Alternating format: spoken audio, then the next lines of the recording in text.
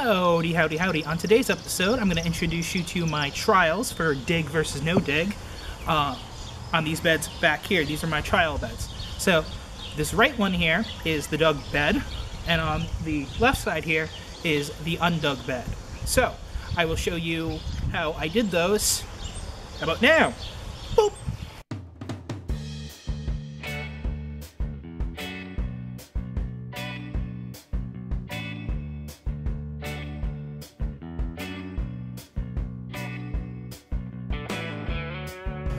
Alright, so I'm just going to grab some more compost, and I'm almost done.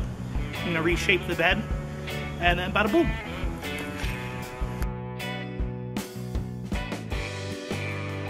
So, I now added the compost.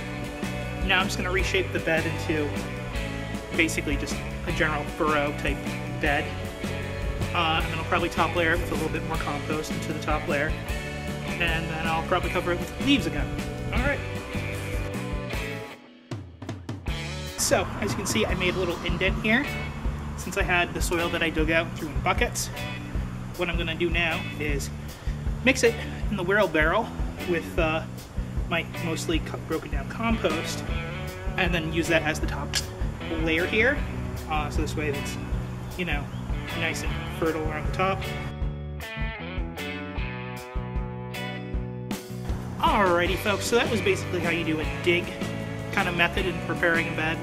I only really do digging like this on like some meh soil, so this way I can incorporate the humus down into the soil a little bit more. Basically what I then just did is I covered it with my mulching end. This way the soil will stay covered and moist. So basically what I think I'm going to do is I'm going to leave this one here.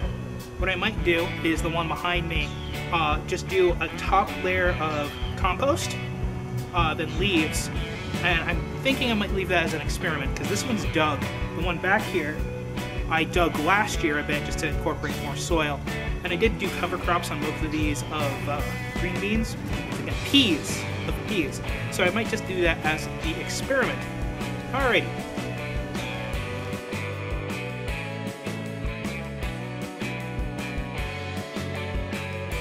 Alright, so now I put the layer of compost on. What I'm going to do is I'm just going to fork into the soil, loosening the subsoil up. And that's all I'm going to do. I'm not going to invert the soil. I'm not going to mix in the compost for this particular one. I just kind of want to see the difference here. This one got about roughly the same amount. I may have to put a little bit more top dressing on it to make it about even. I just kind of eyeballed it. I didn't really, like, you know, weigh out exactly the exact same amount. But yeah, now I'm just going to go and fork it up.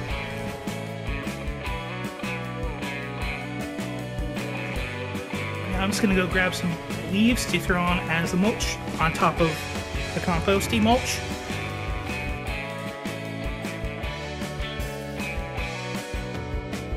So we got the dug bed over there, and then the no dig bed right here. So I'll try to figure out what I'm actually going to plant here because I haven't decided. That's how I prepared these two beds behind me here. So for this trial, what I'm basically just going to be doing is I'm going to be doing plants on either side of the same variety and hopefully around the same maturity. I already have some red cabbages in the back spots. They're going to get fairly big, so I'm going to let them, you know, space out as best I can.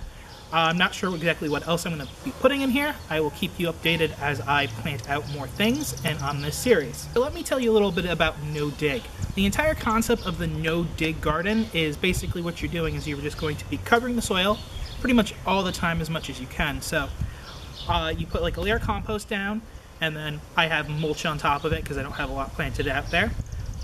And basically what you're doing is you're keeping the weeds suppressed by just constantly putting a layer of hopefully weed-free compost on top, and basically you're just going to continuously bury layer upon layer as the seasons go on of organic matter, and it's just going to decompose down, and you're not going to get as many weed seeds coming up as you do with a normal tilled method. Also, another benefit of the no dig method is basically you're keeping the soil food web intact. Basically, the soil food web is a bunch of like interconnected tiny microbes, mycelia type thing, and basically how they interact and build the structure of soil, knitting it together while letting air pockets and things go through. There's plenty of information out there. I'm not going to go into great scientific detail on this, but that's supposedly one of the benefits. It's supposed to help the soil and your plants have a symbiotic relationship and just keep the structure good and workable for the roots themselves. And another benefit of a no-till garden is basically you don't actually have to dig the soil. You know, as gardeners, I do love to get in there and dig the soil from time to time. It is just something innate about just digging and tilling the soil. But this is a lot quicker and a lot simpler and less actual work than it is to go through, dig, till, add compost to the soil. This is a lot easier on my back, where this one here takes a lot more effort and strength, and if you get a bad back, it makes life a little bit more difficult. So this way, a lot easier with the no-till method on your back and work well. And supposedly also suppresses of the weeds, so just a lot less work. So the idea of this video came from Charles Downing. He is a gardener in the UK. He has plenty of books and workshops. He does an amazing garden. His focus is on no-dig.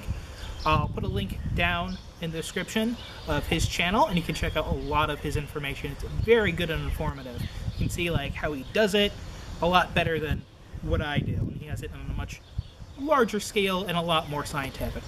I want to try to do these trials myself, just to see them with my own eyes, just to experience it myself and see if I want to move more and more to a no-till. I mean, I'm pretty much there already, but this is a lot less tilling than I do normally. You can see my last video that I put out with how to do a low till, reduced till.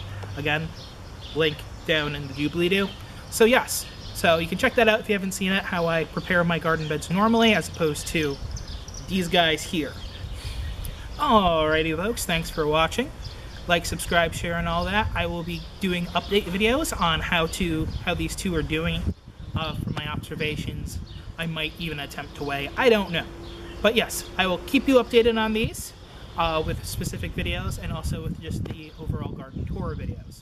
Alrighty folks, thanks for watching. Bye.